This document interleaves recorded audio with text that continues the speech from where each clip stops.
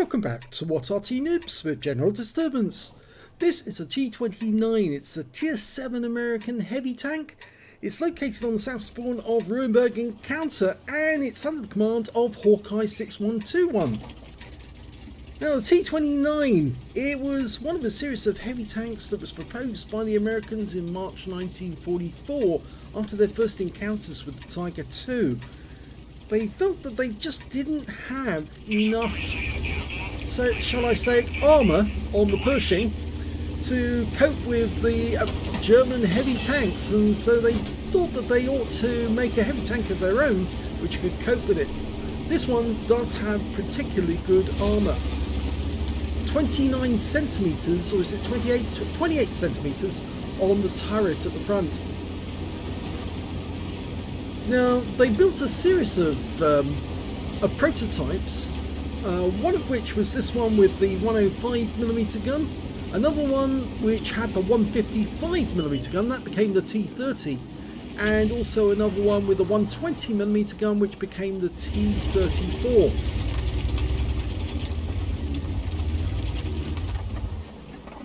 Okay, he's waiting for one of those enemies to pop out and he's looking for that 110.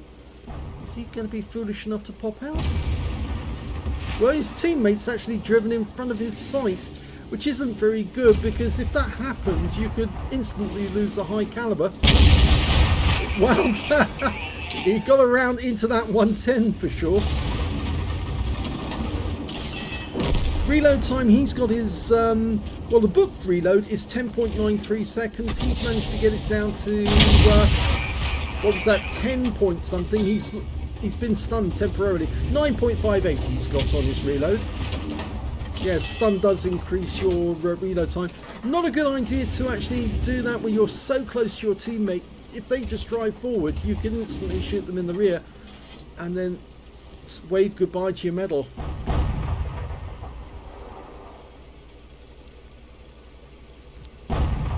So what happened to the T29? Well, they built two prototypes before the end of the war, and both of those prototypes are at the National Armour and Cavalry Centre at Fort Benning at this moment. In fact, Sophie Line's been along and seen them, and I think you can see in some of her videos where she's actually been able to clamber all over them and give them a good caress. Oh. Nope, that one didn't go in.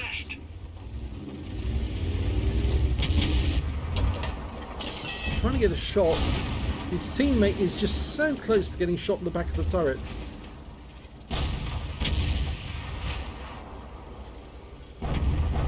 Now, one of the T29s, and Hawkeye's playing around with his mouse, and that will get you an instant disqualification if you send your replay to Jingles, because he doesn't like people playing around with their mouse like you're doing. I'm having to take control of the camera here to stop you doing it.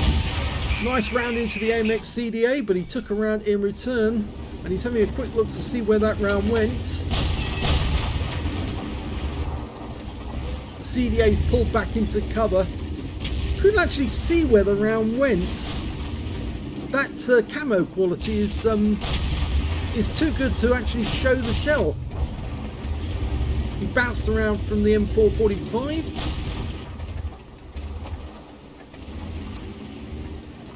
So the Americans actually built four separate tanks. As I said, there was the T34, which had the 120mm gun. The T32 I don't believe that actually got built, but it was supposed to have the 90mm gun. The T30, which did get built, with the 155mm gun. And lastly, of course, the T29. And the things you see on the side of the turret, that's the coincidence rangefinder, which enables you to actually work out how far the enemy is away. It does it by, I think, measuring the parallax as well, so because they know the exact distance between the rangefinders, and if you can get the image to match on both, it actually works out the precise distance to the target, and you input that into the gun and the aiming, and it gives you an exact distance to the target. So not much action so far. I think both sides have been taking it kind kind of tentatively defensive at this moment. There's more action going on behind him actually at the moment, which is a bit disconcerting because the enemy have now got the central road, and there's that 110, the tank that he hit earlier on in the game, and they're now starting to move. There's the T29 on the enemy team and doesn't get the 110.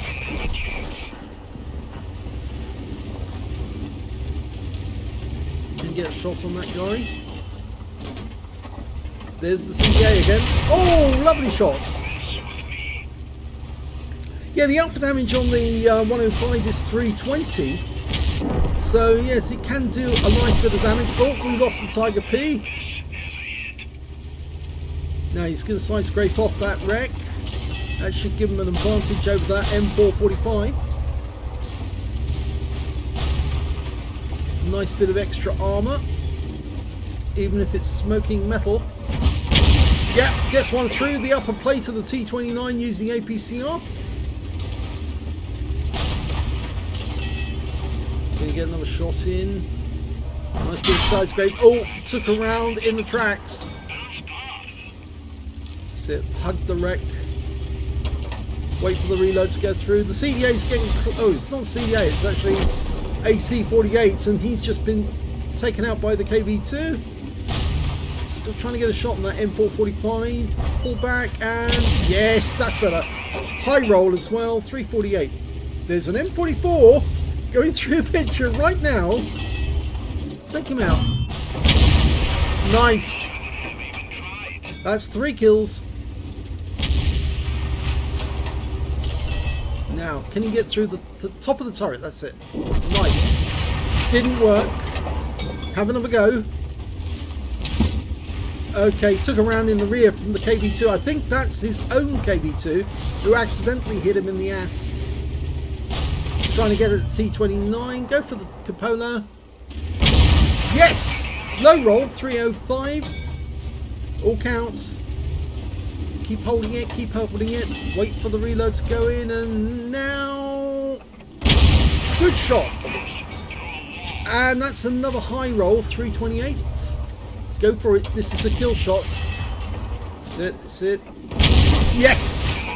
And there's only one enemy remaining, it's the T20, he's across the way. And I think it's now a race for everybody to get to him first. I think everyone's piling in, saying, let's go for it. Who's going to get the kill shot? Is it going to be... Well, he gets one. Did take some damage, but he can get the kill if he can get it on time. Oh, and the kill shot goes to the Scorpion G. But it was a good game. He did take some damage, but not a lot. And here's the end of battle stats for that game. It was an ace tanker, and not only an ace tanker, but the first ace tanker that Hawkeye6121 has had in the T29. He managed to get a fighter badge for getting at least 4 kills. He got 4 exactly. He was just cheated out of the game, that 5th one. He also got a sharpshooter for getting 10 or more consecutive shots on the enemy, a shellproof for blocking more damage than the hit points for his own vehicle, master gunner for getting 5 armor penetrating shots in a row, a duelist for taking down 2 tanks who damaged him, and a fire for effect for doing more damage to hit points to his own vehicle. His win rate from that game was 5,690, which is Super Unicum standard, so very well done. Let's have a look at team score and see where you stood. Well, he didn't get the highest damage in the game. That went to the Scorpion G, picked up a high caliber for 3,346 hit points. Not that much in it. The next high scorer was, yes, Hawkeye with 2,911. And after that, it was the Challenger on the enemy team with 2,194, closely followed by their AMX AC-48, who seemed to have a rush of brown stuff to the brain and actually went in there too deep and got taken out with 2,184 hit points of damage. When it came to kills, it was shared between the Scorpion G and Hawkeye, both with 4 kills each.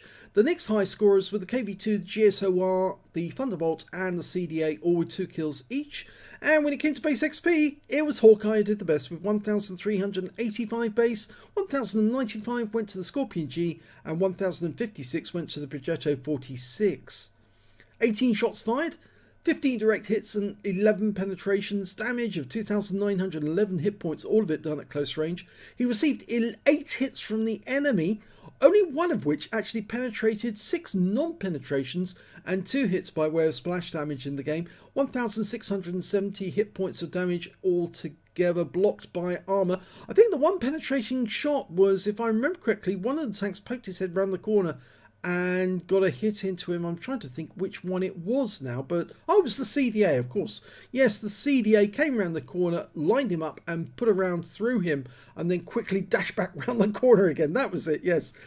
He damaged 6 of the enemy, killed 4, did 703 hit points of damage assistance.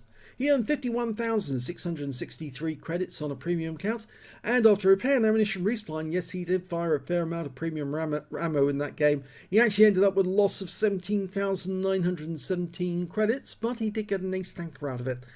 2,077 XP, 1,039 for completing the mission events, and took away 3,116 experience points altogether. Yeah, the T29, it's a third favourite with a lot of players because the armour is so thick, especially on the turret. As I said earlier in the game, it's got 28 centimetres on the front of the turret. That's a huge amount. 127mm on the sides and 10.2 on the rear.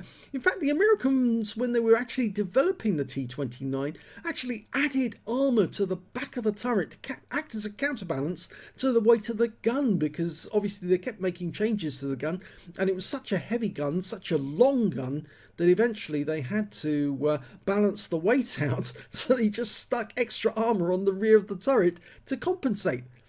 So yeah, T29 is a great little tank. If you know where to aim, then you can make it work. Obviously that cupola right at the top in the centre is just too easy a target to aim for. If you're using APCR, you can probably slice through the upper plate, or even the lower plate for that matter, but never try to aim for the turret front, or even for the sides really for that matter, because you're probably not going to get through that and it's just pointless. Much better to aim for a weak spot, and that little cupola on the top is dead easy to hit that, and it is a kill shot. You saw him actually take down their enemy T29 precisely by doing that, and it worked.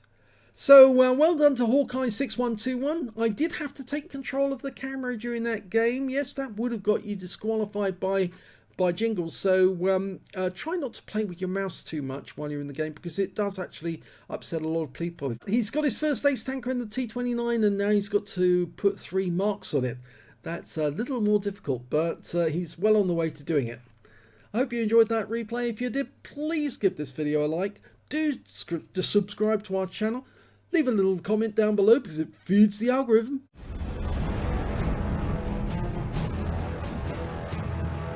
And thank you for watching.